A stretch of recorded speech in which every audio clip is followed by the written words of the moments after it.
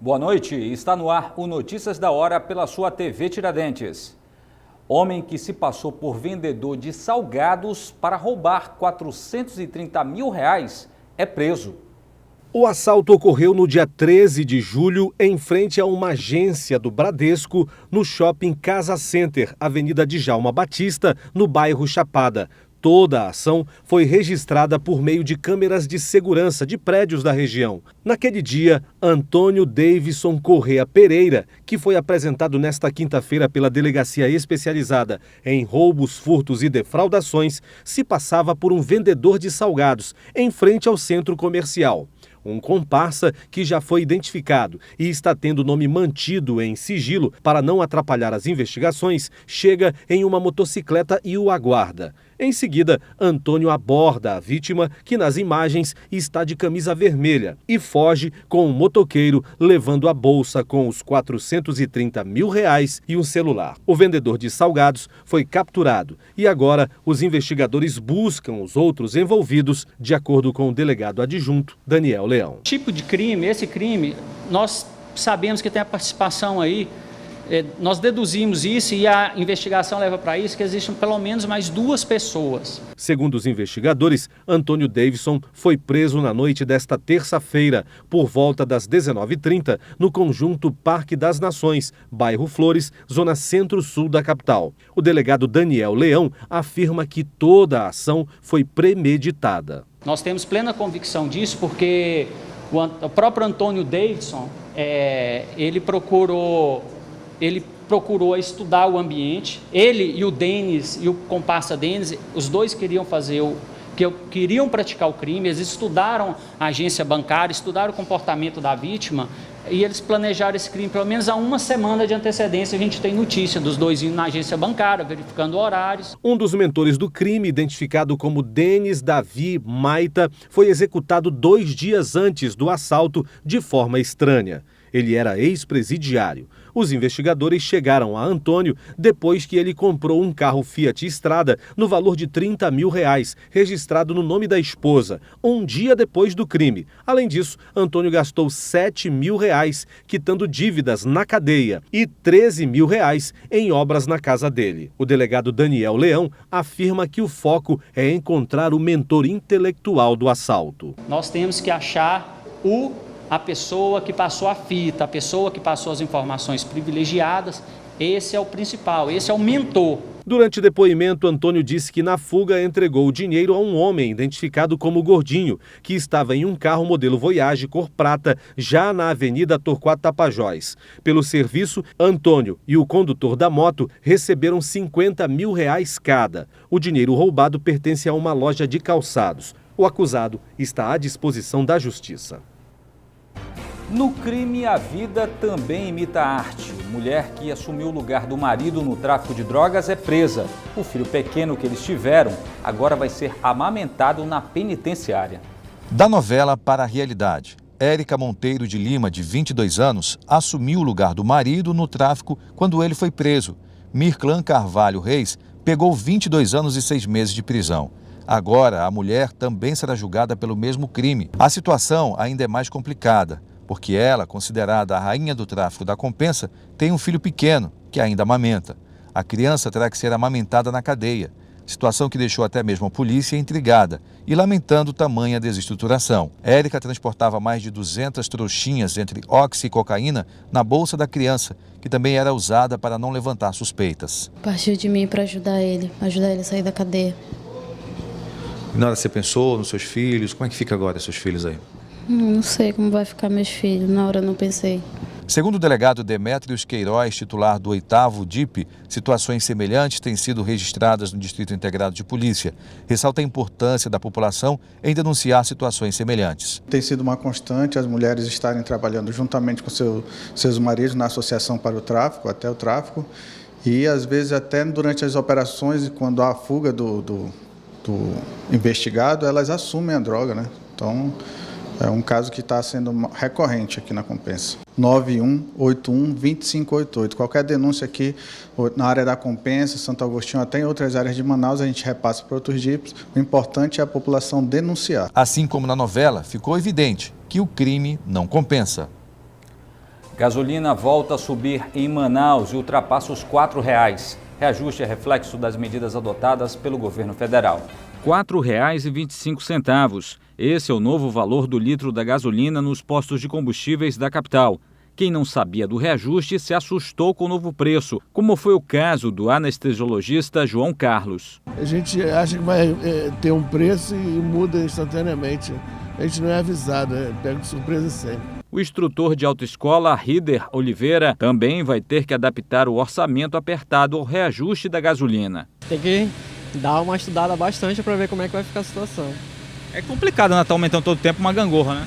Com certeza. Um dia tá um preço, outro dia tá outro. A gente não tem como se planejar em pouco tempo, né? Segundo o vice-presidente do Sindicato dos Revendedores de Combustíveis, Geraldo Dantas, o novo valor da gasolina é reflexo da medida econômica adotada pelo governo federal. O fim do desconto que algumas distribuidoras fizeram com os postos para repassar para o consumidor. E por algum motivo, essas distribuidoras cancelaram o desconto e os preços voltaram à normalidade de 4,25, 4,40. Para o consumidor, resta ter que se adaptar ao novo preço da gasolina imposto pelo governo. Se a cada R$50 a gente pedir a nota fiscal, né, os donos dos postos eles vão pagar um valor também considerável, eles vão ser obrigados a exigir que a Petrobras ela baixe o preço da gasolina.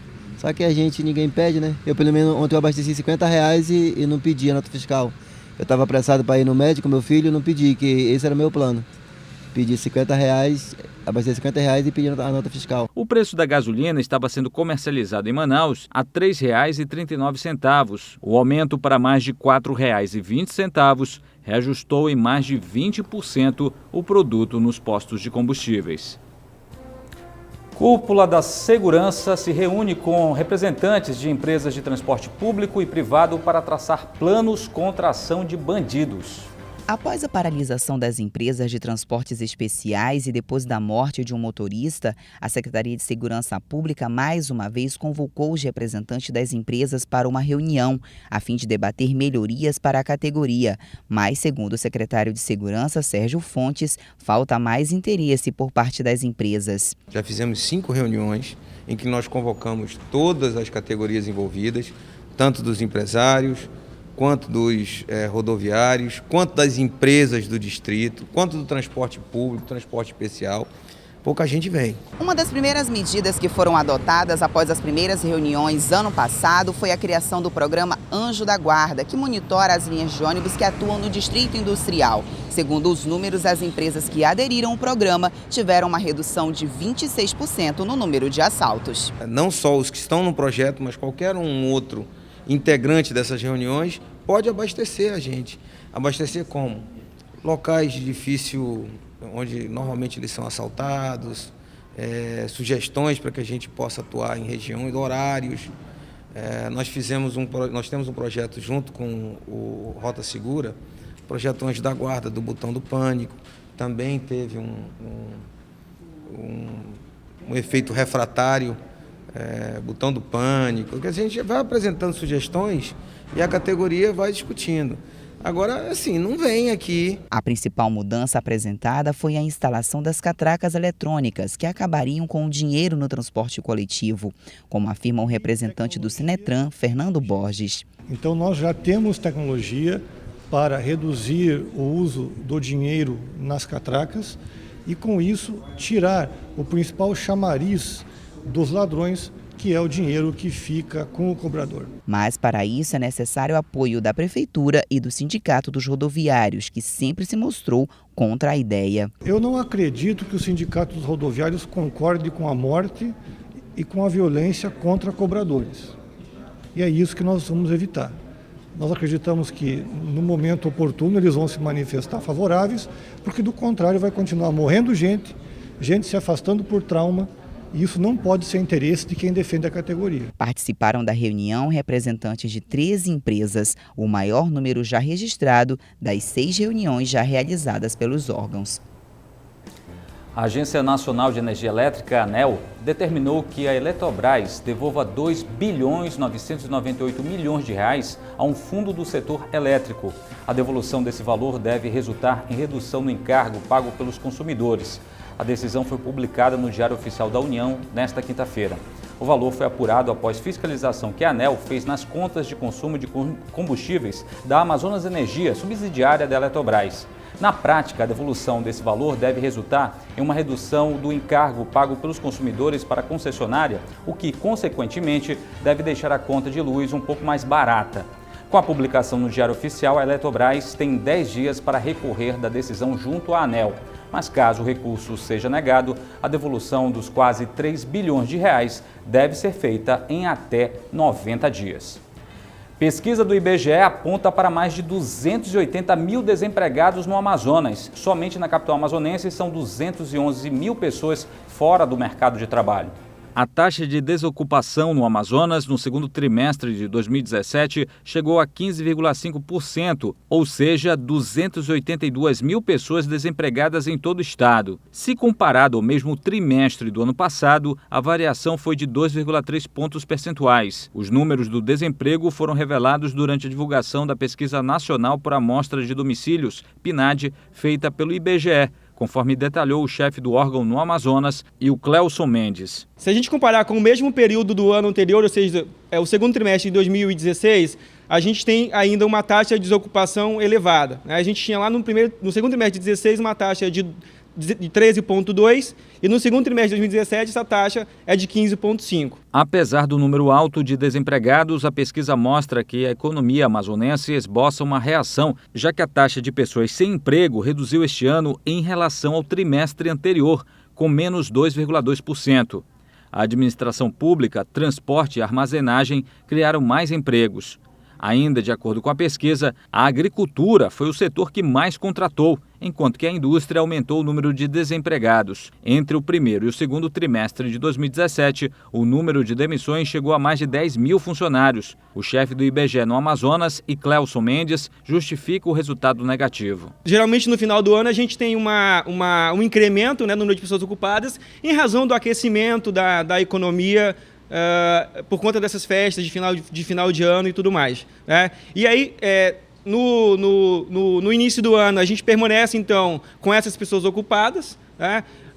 Posteriormente, o que a gente observou? Que houve, de fato, no segundo trimestre, uma redução. Ou seja, há um efeito sazonal em razão das festas de final de ano. Outro dado que chamou a atenção na pesquisa do IBGE foi o número de pessoas contratadas pela administração pública amazonense, que, na contramão do resto do país, contratou mais do que demitiu. Não envolve somente o Estado, a gente está falando de município, Estado e governo federal também. Então, a gente teve esse incremento de 40 mil postos de trabalho, se a gente comparar o primeiro trimestre de 2017 com o segundo trimestre de 2017. A Pesquisa Nacional por Amostra de Domicílios Contínua é relativa aos meses de abril, maio e junho, comparativamente ao trimestre anterior. A Pesquisa Nacional apresenta como destaques as regiões Norte, onde a taxa de desocupação caiu de 14,2% para 12,5%, e Centro-Oeste, com recuo de 12% para 10,6%. Moradores do Armando Mendes localizam corpo em terreno baldio. Foi preciso a ação do Corpo de Bombeiros para retirar o cadáver da água. O terreno baldio fica na Avenida Altaz Mirim, no bairro Armando Mendes. No início da tarde desta quinta-feira, uma movimentação intensa de curiosos dava conta de que algo havia ocorrido. Os moradores das proximidades localizaram dentro de um córrego o corpo de um homem que aparentava ter entre 40 e 45 anos. Foi preciso chamar o Corpo de Bombeiros para ajudar na remoção do corpo. A operação demorou aproximadamente 1 hora. O cadáver, já em estado de decomposição, foi levado pelo Instituto Médico Legal para a identificação.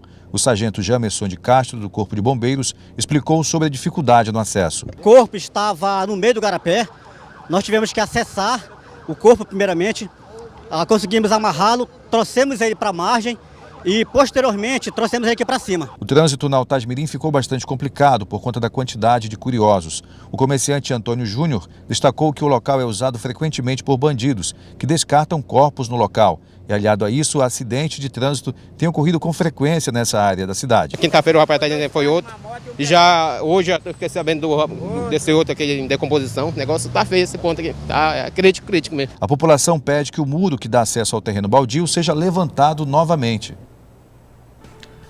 O custo total da eleição para os 2 turnos será de R$ 34.500.000. A informação foi repassada pelo diretor-geral do Tribunal Regional Eleitoral no Amazonas, Messias Andrade. O acréscimo se deve ao pagamento da logística de transporte especial para 2 comunidades de Coari que vão precisar de apoio aéreo. Segundo o diretor do TRE, a expectativa é que chegue a mais de R$1 milhão para complementar a diária de policiais militares e da logística de transporte. E o Notícias da Hora vai ficando por aqui, mas você pode nos ajudar contribuindo com suas informações, com suas críticas e sugestões. Mande para o nosso e-mail aí a sua sugestão, youtube.com, nosso endereço na internet, /TV Tiradentes, youtube.com/TV Tiradentes, e você pode mandar sua sugestão de pauta para o nosso e-mail, agora sim, redacal@redetiradentes.com.br, ou ligue para a nossa redação, 3616-3800. Obrigado por sua companhia, excelente noite e até amanhã.